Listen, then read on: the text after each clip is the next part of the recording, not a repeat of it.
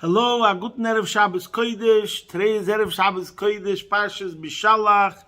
Today is Yud Bei Shvat. Shabbos is Yud Gimel Shvat. The Yortzeit Hilula of Rebbetzin Sterne Sora, the wife of the fifth Lubavitcher Rebbe, the Rebbe Rashab's Rebbetzin, Rabbonis HaTzitkonis Sterne Sora. It's Shabbos Shira, which is a very, very fundamental, basic Shabbos. It's called Shabbos Shir because it's so special in that we read the Parsha of the Torah, which has the story of Oz Yoshir, the splitting of the Red Sea. Before we speak about the lessons and the thought of the week, we'll first say a prayer. But before that, how are you? I hope everyone is gesund, stark, und freilich, begashmis und beruchnis. I hope everyone is healthy, strong, and happy, physically and spiritually. First, we'll start with a prayer. Interestingly enough, just to realize the importance of this miracle of Kriyas Yamsuf, the splitting of the sea, which is considered one of the greatest miracles that ever happened, and how fundamental it is to Judaism that we say the Oz Yoshir every single day in Shachris. That's 3 times a day. That's how much we have to contemplate it, meditate it, ponder it. That it's actually a part of our remembering Yetzias Mitzrayim every day, is remembering this miracle of Kriyas Yamsuf. In addition, today I just want to read a couple of words of our daily evening service, Tilas Arvis, which besides for saying Shema Yisrael at Ma'ariv, we also say the Emes Ve'amunah that is said in Ma'ariv, which is different than the Emes Ve'yatzav, which is said in Shachas. If anybody has had something interesting to tell me about it, please let me know. Part of the Emes Ve'amunah prayer is as follows: Hamay ve'bonav ben Gizer Yamsuf v'sirfeim v'sineim v'seim estiba v'rovanu v'rosei shivchu v'edel shmei u'malchusei v'rotzoin kibla aleim Moshe b'nei Yisrael l'chonu shiro b'simcha rabba v'yamru chulam. I'm going to translate the words. Who caused his children to pass through the divided parts of the sea of reeds and drowned their pursuers and their enemies in the deep waters.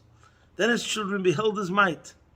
They offered praise and thanks to his name, and willingly accepted his sovereignty upon themselves. Moshe and the children of Israel raised their voices in song to you with great joy, and they all proclaimed.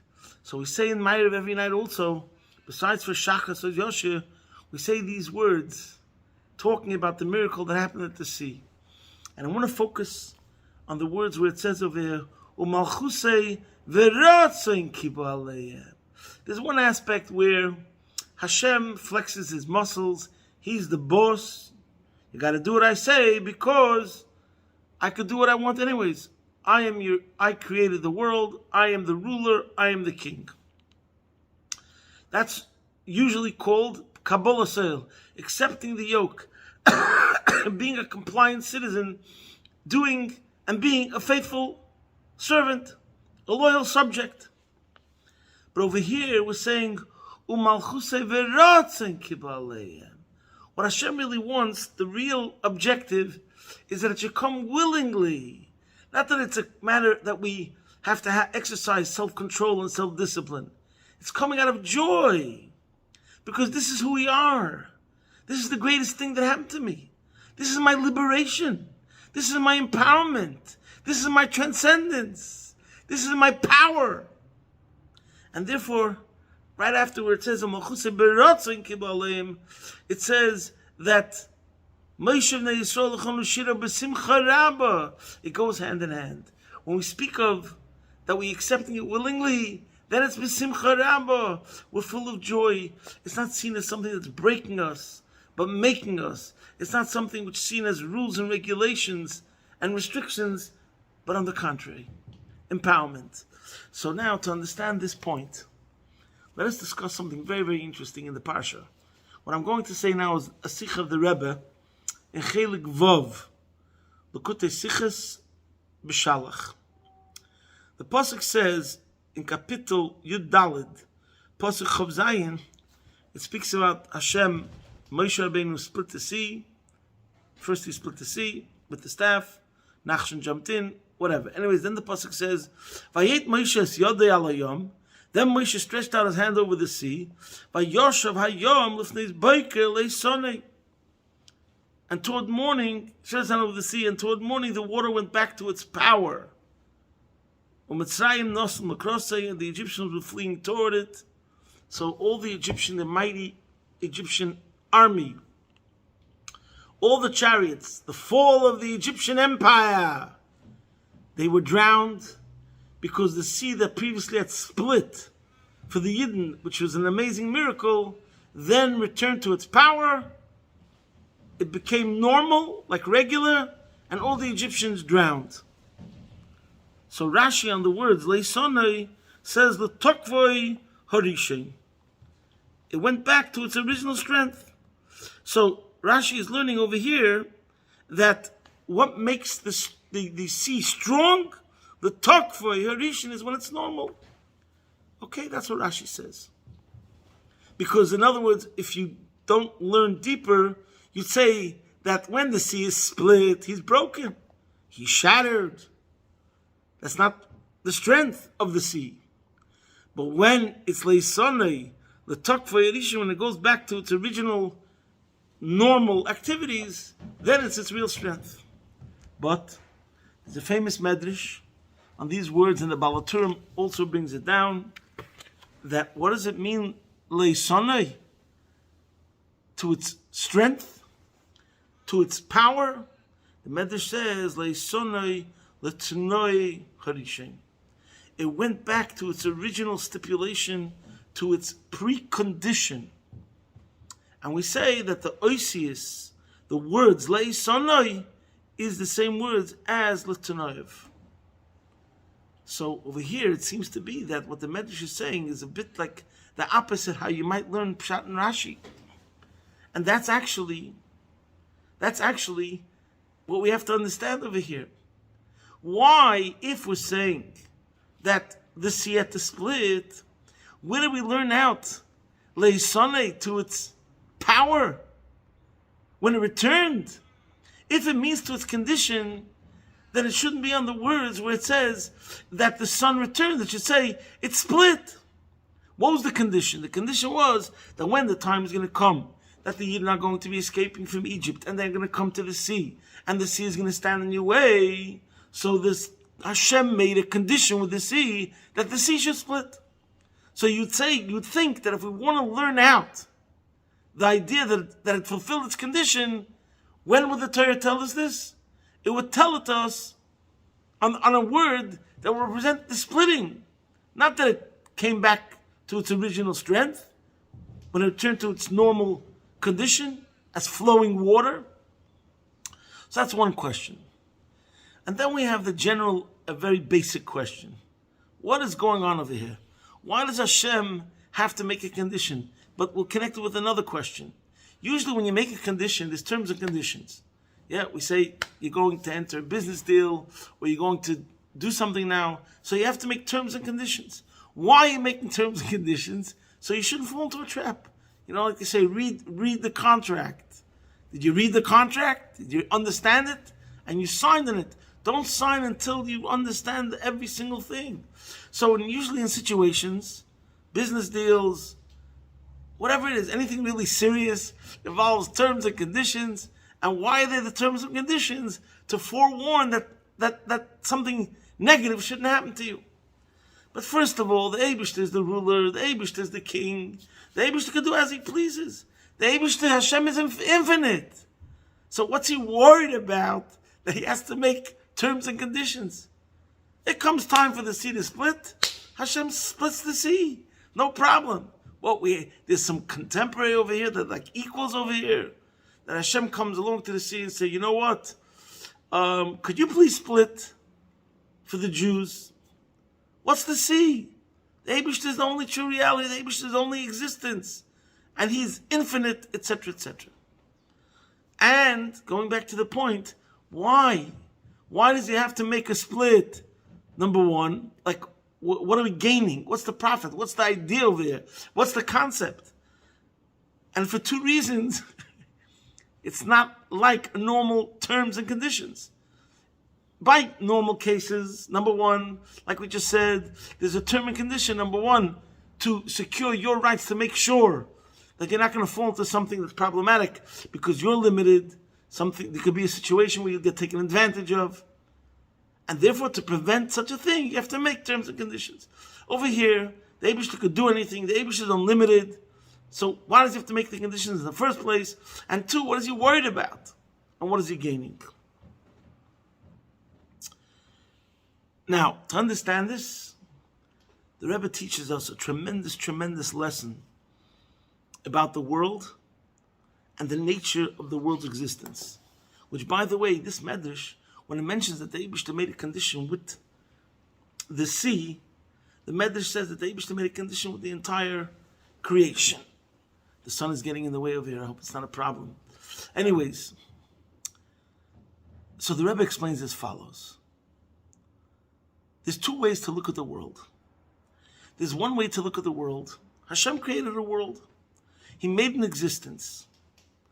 This existence will do what Hashem wants when Hashem will flex his muscles. That's one way to look at the world. That means the world is an existence, the world is a definition, the world is a character, the world is a nature, which is kaviyachol, outside of godliness. Then there's another way to look at the world. The entire definition, the true nature of the world, as from the outset, from its inception, in its DNA code, is that the world is nothing but Bereshis, B'shul Yisrael, B'shul HaTorah. So this is the question. Is the godliness superimposed on the world and unnatural, or on the contrary? The world itself, in its DNA, as it was made as a precondition, what is the world? The world is nothing but an instrument and a tool of Hashem. And this is what Rashi says in the beginning of the Torah, Bereshis, B'shvil Yisrael, u'b'shvil HaTorah. What is the world? The world in its first place, at its inception, is for Yisrael and Torah.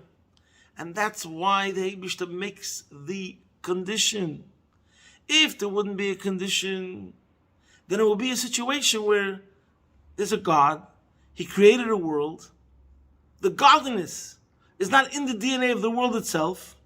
It's just that God, who's all-powerful and has no limits, could do as he wishes, when he wishes. So therefore, he wants to split the sea. He could split the sea. In other words, God could override the natural order because he's more powerful. That's if there wouldn't be a condition. But if we say that it's a condition, so then that means that in the beginning, the world agrees, because this is who I am. This is my true definition. And this gets back to what we just mentioned before, as part of the Ma'ariv prayer, when we say, Umalchusei beratzon kibaleyem. How do we know when something is really you? When this is who you are, by itself. Not because first you were one sort of thing and then later on something was forced upon you. But it's there because that's who you are. And therefore that has to come willingly. It's not that there's a tension and there's a friction and there's a split. There's you on one level which disagrees and doesn't go along with it. It's just that what can you do? You're forced. That means it's not really you. Only when it's a malchusei beratzon kibaleyem that you agreed and it's from it the inception, then it's truly you. So in other words, you could say it like this. We say a known rule that how do you know when something is you or not? Like, for example, you're a human being. A person's a human being. Does the nose make you human? Does an eyeball make you human? And the answer to know whether something defines you or not is very simple. Whether you can live without it or not. If there could be a human being that Rahman al-San does not have an eye, that means that the definition of a human being is not if he has an eye or not. And the same thing about a specific limb. If he's a Baal Mum, Hashem Yirachem, nicht auf Kneten gedacht. That means that the definition of a human being is not necessarily dependent on this limb or not. But if someone cannot be a human being without a certain thing, then that very thing which you cannot live without, which you cannot exist without, you cannot be without, that's what defines you. So it's the same thing over here. Only when the Yam, from its first Tanai Hisna Kodesh Baruch Hu Ma'aseh Bereishis, from before it's created, at its point of inception, it's written into the DNA that I am B'Shvil Yisrael, Tanai Hisna Kodesh Baruch Hu Ma'aseh Bereishis. I cannot exist without that. That's my DNA. That's who I am. If we take that out, I am not. So therefore, since the sea cannot exist without that, and it's inscribed in the DNA of the sea, so therefore that is the essence of the sea. What is the essence of the sea? Bereishis b'shvil Yisrael b'shvil HaTorah. Now this is the true strength of the sea. Why? We know Machshavten sheYisrael kodma l'chol dover. The existence of the Jewish people, Yisrael eiraisa v'kutzevrichu kol echad. They are atzmiyim. They're like Hashem. Netzach Yisrael. Ani avai lo shenisi. There's an aspect of the Jewish nation because they have a chelik elikam al mamish, that they are the most powerful substance being. Chelik beirei, which is in the world, is in Am Yisrael. When does the world have a connection to this inyan of mechuyev hametzius, absolute reality, absolute existence? Only when it attaches itself to Yisrael and to Torah and to the Eibishter. If the world is a world that doesn't have this condition preconceived in its genesis, so then the world is an Efshari HaMetzias. The Eibishter could decide there should be a world, could decide there should not be a world. There's nothing in the world inherent that's God Himself. But when the world is used as an instrument of Hashem to be involved with His people and with His Torah, so then the world gains a certain element, a certain aspect of nitzchiyus, which it doesn't have mitzad gidrei abriya. The rule is that anything that's part of creation is limited. But when you're associated with something which is Hashem Himself, the essence, and now's not the time to explain it, then you become more powerful. So now we answered all the questions. We understand why the Eibishter is making the condition. What's the nafkamina? What do we gain? It changes the definition of the world. And now we understand why in the same word, litanoi and leisonei, we learn it out not in the fact that we say stam, that the sea split, and then that's how we see there was a condition. No, we want to say by its splitting, that reflects and teaches us that that's the true leisonei. When the sea splits and fulfills its condition, when it fulfills it, it's, He did it, and then it goes back to its normal state, but then we see the full story.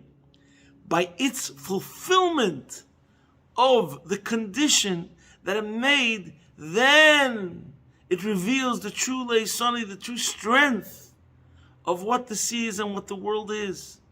Because now we see the profundity and the depth of the true nature of the world as something where godliness is not an additive and it's not superimposed, but the very nature and the very definition of the world itself.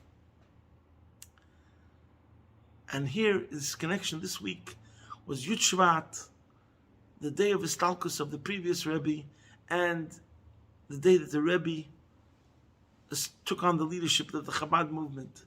One of the most famous talks of the Rebbe on Yud Shvat was a lesson the Rebbe said that we learn from the Hasidic discourse. There was a verse that the previous Rebbe spoke about. Now's not the time to get into it. There's a Hasidic discourse. It starts with the verse, Bosi Legani, God proclaims, I came to my garden. At one of the times when there was a great revelation of godliness in the world, he says, I came to my garden. Hello, I came to my garden. And the Rebbe says over here, the previous Rebbe, by elaborating on this verse, was teaching us a profound lesson in life. There's two attitudes to life, and this is the way the Rebbe said it, and the Rebbe was very emphatic on this. There's one approach to life where people look at the world and life on this planet Earth as a jungle. That's what the Rabbi used, the term jungle. It's a dog-eat-dog world. How am I going to survive? By barking louder, by biting stronger, by sharpening my teeth. So that's one way to look at the world. It's a jungle. And predators are the ones that gain the upper position.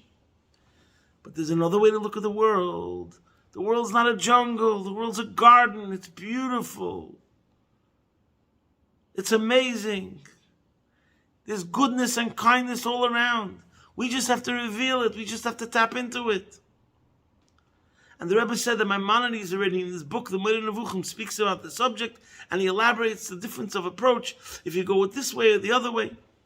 By the way, now I don't want to get into it, but I've had many discussions with people that are non-observant, secular people. And when you speak to them about life and the purpose of life, many of them have a very, very sad, tragic, harsh definition about life. Life's a bleep, bleep, bleep, and then you die. And they even quote like certain, philosophies that have this approach. Life is not meant to be enjoyed. Life is not meant, without emotion. There's all these different schools of thought that are contrary to Torah. And I'm looking and hearing these ideas, and I'm thinking to myself, how sad and tragic it is for a person to live through his long life on planet Earth thinking that life's a bleep bleep and then you die.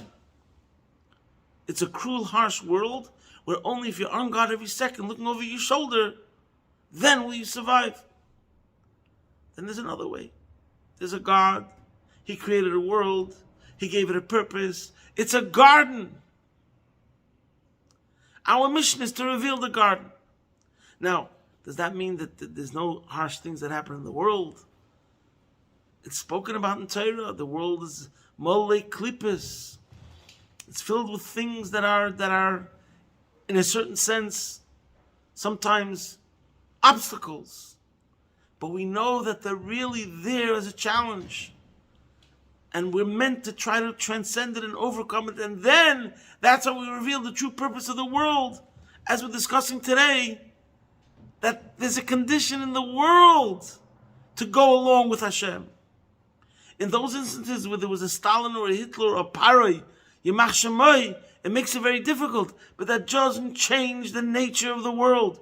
We have to always remember that this is the true nature and the true definition of the world as a garden.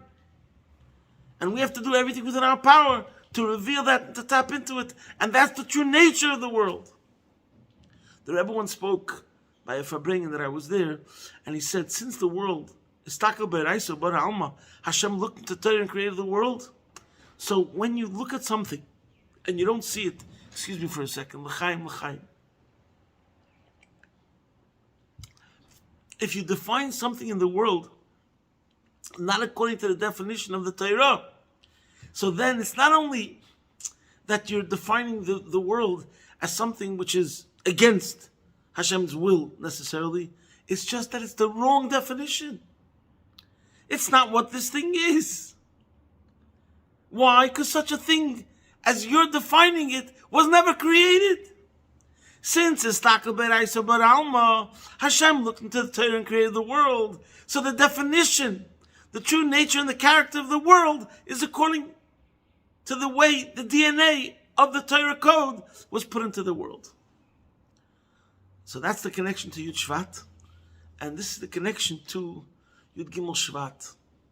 The Rebbe Steiner passed away on a Shabbos Shira. That morning she got up and she said, it's a Shabbos Shira.